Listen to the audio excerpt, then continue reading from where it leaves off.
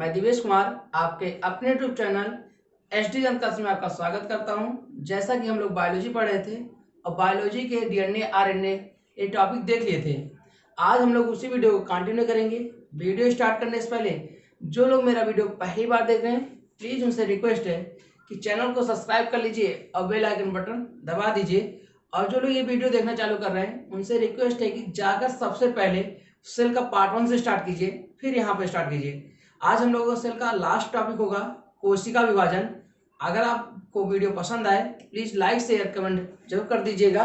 चलो स्टार्ट करते हैं। आज हम लोग पढ़ेंगे सेल का लास्ट टॉपिक है जिसे बोलते हैं कोशिका विभाजन।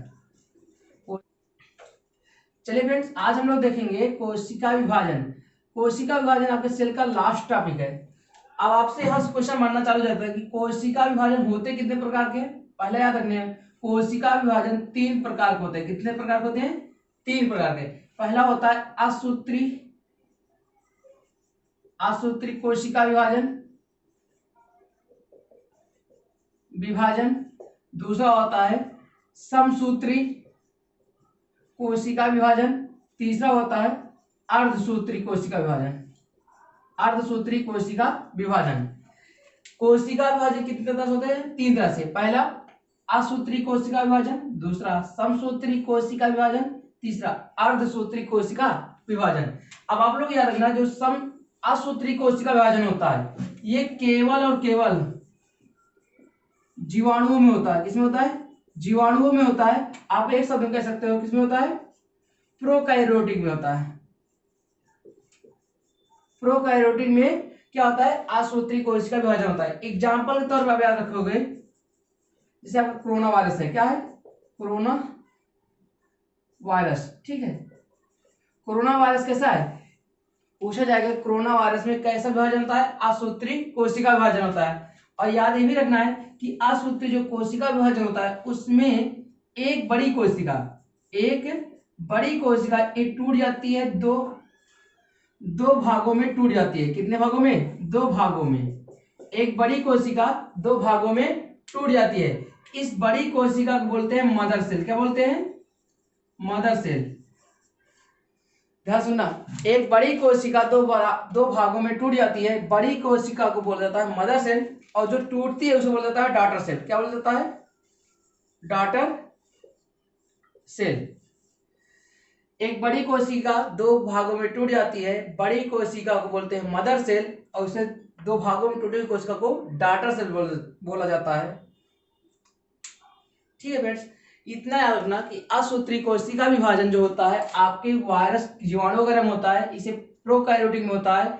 एग्जाम्पल तो कोरोना वायरस।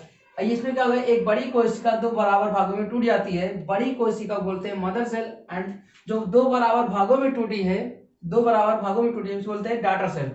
ठीक है भाई, असूत्री कोशिका विभाजन केवल जीवाणु वायरस वगैरह में होता है। अब अगला हम देखते हैं समसूत्री कोशिका विभाजन। इसे रफ कर देते हैं नीचे का। चलिए फ्रेंड्स, अगला देखिए समसूत्री कोशिका विभाजन। अगला आपका समसूत्री कोशिका विभाजन का जो पीडीएफ होगा, जो भी नोट्स है, हम आपको डिस्क्रिप्शन लिंक में डाल देंगे। आप लोग पीडीएफ डाउनलोड करके नोट्स तैयार कर लीजिएगा। अब देखिए अगला क्या है? समसूत्री कोशिका विभाजन। ये केवल क्या होता है? शरीर के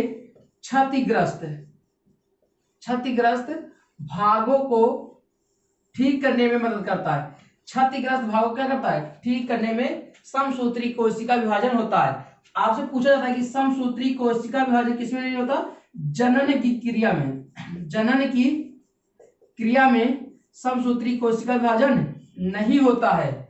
बाकी देखो, जनन की क्रिया को छोड़ दीजिए, बाकी शरीर के किसी भी भाग में कोई क्षतिग्रस्त होता है, टूट फूट होती है, उसको ठीक करने के लिए समसूत्री कोशिका विभाजन का प्रयोग होता है। आपसे कोई पूछा जाती है, बताइए कहीं शरीर में कट जाए तो किस शरीर में कटा हुआ भाग किस कोशिका विभाजन से ठीक होता है? समसूत्री कोशिका विभाजन से। आपसे पूछा जाता है समसूत्री कोशिका विभाजन सबसे ज्यादा कहां होता है? सबसे ज्यादा आपके लीवर में होता है। किसमें होता है? लीवर में। सबसे ज्यादा कोशिका विभाजन कहां होता है? लीवर में होता है। इसका मतलब लीवर एक ऐसा भाग है जहां क्षतिग्रस्त हो जाए लीवर, तो अपने क्षतिग्रस्त भागों को स्वतः ठीक कर सकता है। मान लेते हैं कि आपके शरीर में कहीं कट जाए यहाँ पर, और काटने के बाद यहाँ पर हमें कोशिका जो कटी है, जो कोशिका जो आपकी है, कोशिका वो कट गई है, उसे बनाने के लिए 50 कोशिका चाहिए। कितनी कोशिका? 50 कोशिका। अगर हमें जरूरत है 50 कोशिका की, कहीं क्षतिग्रस्त हुआ है भाग आपका, कोई भी अंग क्षतिग्रस्त हुआ है और उस क्षतिग्रस्त को ठीक करने के लिए 50 कोशिका चाहिए, तो इसको बनाने के लिए कौन सा नियम लगेगा? समसूत्री कोशिका विभाजन। कभी कभी क्या होता है, हमें 50 कोशिका चाहिए और 50 के बजाय बना देती है 100 कोशिका। 100 कोशिका, तो आपके कहीं ऊपर स्किन में कटा है, तो 100 कोशिका जब बनेगी तो वहां चमड़ा जो मांस थोड़ा सा उभर आएगा। ठीक है, यानी कोशिका जितने की जरूरत है, जितने की जरूरत है, अगर उससे ज्यादा बन गया तो वहां पर मांस उभर आएगा। अगर कम बना तो घाव नहीं भरेगा।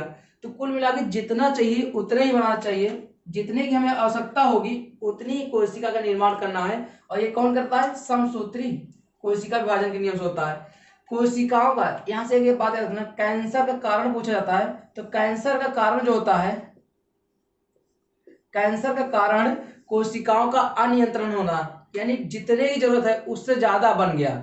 और जब भी कोशिकाएं जितने की जरूरत होती है उससे ज्यादा बनेगा तो कैंसर का कारण वही होता है। आपकी स्किन पे होता है तो यहाँ पर चमड़ी मोटी होती है तो मांस उभर आता है। यही शरीर के अंदर, अगर मान लो शरीर के अंदर कहीं कोई क्षतिग्रस्त भाग हो गया, वहां बनना था 100 कोशिका, अब बन गया 200 कोशिका, तो वही कैंसर का रूप ले लेती है। तो याद रखना, कैंसर का कारण क्या हुआ? कोशिकाओं का अनियंत्रित रूप से विभाजन होना, यानी जितने की जरूरत है उतना ही बनना। अगर उससे ज्यादा बन गया तो कैंसर का कारण हो जाएगा। तो आपसे क्वेश्चन इतना पूछेगा कि वायरस, जीवाणु, विषाणु में कौन सा विभाजन होता है? आसूत्री। आपके कभी शरीर में कट पिट जाए, तोड़ फोड़ की भरपाई कौन करता है? समसूत्री कोशिका विभाजन। अब बात करते हैं अर्धसूत्री। ध्यान देखो, समसूत्री में जनन क्रिया नहीं होता। अभी जनन क्रिया होगी कहाँ? अर्धसूत्री में। कहाँ होगी? अर्धसूत्री। तो इसको अच्छे समझते हैं, अर्धसूत्री कोशिका विभाजन होता क्या है। ठीक है फ्रेंड्स। फ्रेंड्स आगे देखिएगा, अर्धसूत्री कोशिका विभाजन। चलिए देखिए, अर्धसूत्री कोशिका विभाजन, इसमें क्या होगा? ये आपके शुक्राणु, शुक्राणु या अंडाणु में अब क्या होते हैं? शुक्राणु या अंडाणु में कोशिका विभाजन होते हैं। और कैसी कोशिका विभाजन होंगे? अर्धसूत्री कोशिका विभाजन होंगे। कहने का मतलब ये गुणसूत्रों को क्या करता है? गुणसूत्रों को आधा करता है। अर्ध मतलब आधा, आधा करता है। अब गुणसूत्रों की संख्या होती कितनी है? 46, यानी ये 46 को आधा कर देगा किसमें? 23 में बांटेगा। किसमें? 23 में बांट देगा। अब गुणसूत्रों को आधा करने के लिए अर्धसूत्री कोशिका विभाजन होता है। यह केवल जनन क्रिया में होगा। किसमें होगा? जनन क्रिया में अर्धसूत्री कोशिका विभाजन होता है और कहीं पर नहीं होता है। इसमें क्या होगा? एक मदर सेल, यानी एक कोशिका 4 भागों में बढ़ती है। कितने भागों में? 4 भागों में बढ़ती है। तो जो एक कोशिका बढ़ती है 4 भागों में, इसको बोलते हैं मदर सेल। यानी एक मदर सेल 4 डाटर सेल में बदल जाती है। किसमें बदल जाती है? 4 डाटर सेल में। आपसे क्वेश्चन पूछा जाता है कि एक मदर सेल 4 डाटर सेल में बदल जाती है, वह कौन सा नियम है? अर्धसूत्री कोशिका विभाजन का नियम है। ठीक है फ्रेंड्स, अब देखते हैं कि आधा 46 गुणसूत्रों को आधा आधा कैसे करता है। इसे रफ कर देते हैं थोड़ा सा, हम इसको इस तरह लिख देते हैं कि यहाँ पर एक मदर सेल बराबर 4 डाटर सेल। ठीक है, याद रखना, एक मदर सेल 4 बराबर डाटर सेल में बदल जाती है। अब आपके पास यदि मेल होता है, ठीक है, और फीमेल होगा, मेल और फीमेल है, मेल के पास कितने गुणसूत्र होते हैं? 46, और फीमेल के पास कितने होते हैं? 46 होते हैं। अब आपको सोचिए कि यहां पर अगर अर्धसूत्री कोशिका विभाजन नहीं होगा तो बच्चे में अगर पूरा 46 आ जाएगा, ठीक है, इधर से पूरा 46 आ जाएगा, आएगा नहीं है? तो 46 हो जाता है कितना? 92। तो कभी पॉसिबल है बच्चे के अंदर 92 गुणसूत्र हो जाए? जो भी कोई भी इंसान होगा उसके अंदर गुणसूत्र संख्या 46 होनी चाहिए ना। अगर 92 हो गया तो उसके 4 हाथ पांव हो जाएंगे, 4 मुंह, 2 मुंह हो जाएंगे, 4 आंखें हो जाएंगी, 4 कान हो जाएंगे। तो कहीं ना कहीं उसका शरीर क्या इफेक्ट पड़ेगा। इसीलिए गुणसूत्रों को आधा करने के लिए अर्धसूत्री कोशिका विभाजन नियम आता है। अब इसको समझते हैं कि ये आधा कैसे होगा। इस 46 में आपको पता है हम लिखना संख्या 46 लिखे, तो 44 प्लस 2 लिख लो, ठीक है। और 44 प्लस 2 है, मेल है तो 2 जो होता है यक्स और वाई होता है।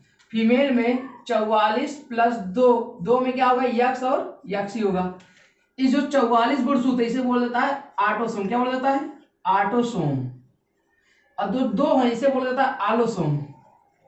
आलोसोम इससे क्या बोला जाएगा, 44 को आटोसोम, इस 2 को आलोसोम, ठीक है। ये आटोसोम क्या करता है, ये जो आटोसोम है ये शरीर का निर्धारण करता है। किसका, शरीर का बना, मतलब शरीर की संरचना करता है। शरीर की संरचना कौन करता है, आटोसोम।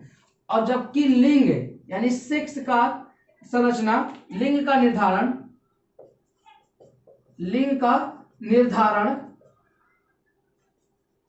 कौन करता है, आलोसोम। आपसे पूछा जाता है कि लिंग का निर्धारण कौन करता है, आलोसोम करता है। अगर आलोसोम नहीं है तो आप कह देना कि पिता के आधार पर होता है। अब ध्यान देखो, इस 44 में से आधा आएगा तो 22, ठीक है। इधर से आधा आएगा फीमेल में से 22, होगा कितने, 44। यानी जो भी बच्चा होगा मेल और फीमेल से उसके अंदर कितने होंगे, 44। अब इस 2 में से एक ही आना है। अब चाहे वो एक्स वाला आ जाए, ठीक है, इधर से एक्स वाला आ जाएगा तो ये दोनों एक्स एक्स मिल कितने हो गए, 2 हो गए, तो 44 2 46 हो जाएगा। एक जब एक्स एक्स मिल जाता है तो क्या हो जाती है, गर्ल्स हो जाती है। यानी वो बच्चा कैसा होगा, गर्ल्स होगा। यही इधर से वाई आ जाए और उधर से एक्स ही आ जाए तो जब एक्स वाई मिल जाते हैं तो क्या हो जाता है, बॉयज हो जाता है। इतना तो आप लोगों को पता ही होगा। अब आप लोग बताइए, ध्यान सुनना, यहाँ पर आप बच्चे देखो 44 और 2 46 हो गए ना। हम मान लेते हैं 46, ये 46 ना हो गए 47 हो जाए, 45 हो जाए, तो क्या प्रभाव पड़ेगा। तो जब भी ध्यान सुनना, जब भी जनन में, याद रखना यहाँ पर लिख लो, जनन में गुणसूत्रों के कमी या वृद्धि को सिंड्रोम बोला जाता है। क्या बोला जाता है, सिंड्रोम। आपसे पूछा जाता है कि सिंड्रोम किसे कहा जाता है, गुणसूत्र, यानी जो अर्धसूत्री विभाजन होता है उसमें जो गुणसूत्र होते हैं उसमें कमी हो जाए या वृद्धि हो जाए तो उस क्रिया को बोला जाता है सिंड्रोम। क्या बोला जाता है, सिंड्रोम। सिंड्रोम कुछ नहीं, सिंड्रोम क्या, गुणसूत्रों में कमी या अधिकता होने को सिंड्रोम कहा जाता है। और सिंड्रोम 4 प्रकार के होते हैं, ठीक है। उसको समझते हैं सिंड्रोम होता क्या है। ये समझ आया कि मेल के अंदर 44 है, इसको बोलते हैं आटोसोम, 2 को बोलते हैं आलोसोम। लिंग का निर्धारण कौन करता है, आलोसोम करता है। जबकि शरीर की संरचना कौन करता है, आटोसोम करता है। यानी शरीर की संरचना मतलब 2 हाथ होने चाहिए, 2 पैर होने चाहिए, 2 कान, 2 आंख, 1 मुंह होना चाहिए, कौन बताएगा, आटोसोम बताएगा। कि भाई जो भी मेल और फीमेल के शुक्राणु अंडाणु होंगे उनसे जो भी होगा, इसका जब अर्धसूत्री विभाजन हो तो 23 आएगा, देखो 22 इधर से 22 इधर से 44 हो जाएगा। तो ये 44 बन गया, इसका मतलब शरीर जो होगी बच्चे के अंदर सही रहेगा, 2 ही हाथ रहेगा, 2 ही पैर रहेगा। अब लिंग का निर्धारण आलोसोम करता है। तो इधर से एक्स वाला ले लेंगे और इधर से भी अगर एक्स वाला आ गया तो गर्ल्स हो जाती है। अगर इधर से वाई वाला आया, हम फीमेल तरफ से एक्स वाला, तो बॉयज बन जाएंगे।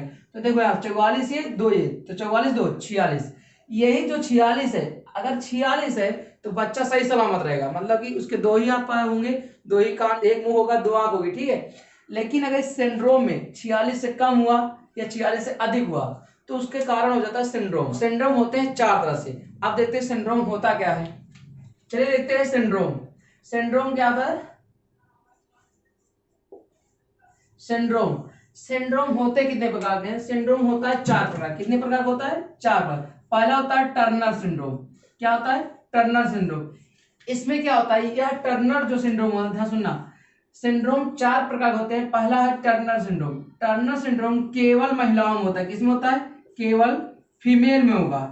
किसमें होगा, केवल और केवल फीमेल में होगा।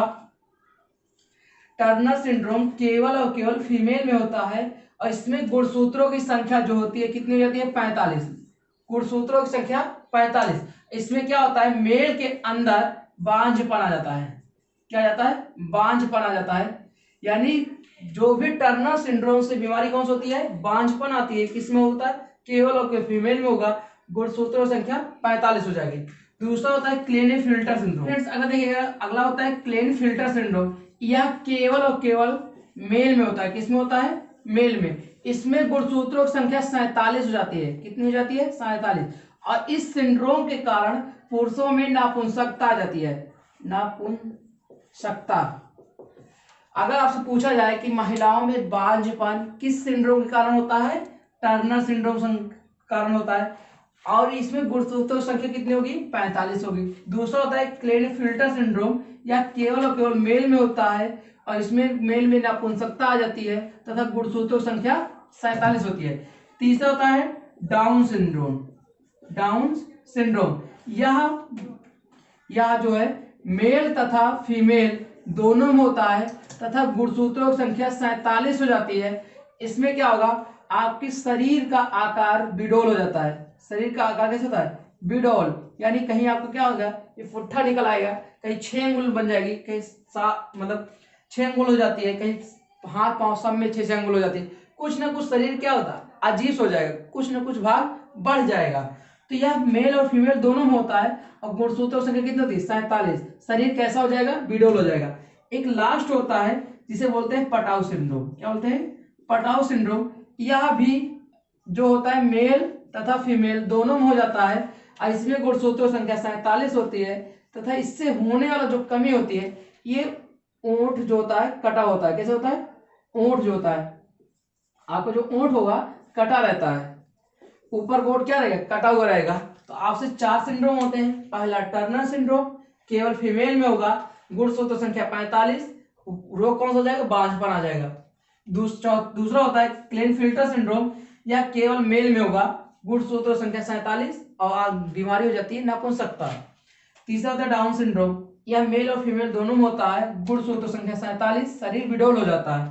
चौथा होता है पटाउ सिंड्रोम, यह मेल तथा फीमेल दोनों में होता है, गुणसूत्र संख्या 47 तथा ऊपर का ओंठ क्या होगा? कटा होगा। विडोल शरीर मतलब कुछ एक्स्ट्रा भाग आ जाएगा, जैसे आपको पूंछ निकल आएगी, किसी का अंगुल 6 अंगुल हो जाती है। समझ रहे हैं? तो ये सारे सिंड्रोम हो गए। तो आज इसी साथ आपका ये सेल का जो टॉपिक लास्ट था समाप्त होता है। आज आपका कोशिका पूरी तरह से कंप्लीट हो गया। हम लोग नेक्स्ट वीडियो में मिलेंगे टिश्यू ऊतक से।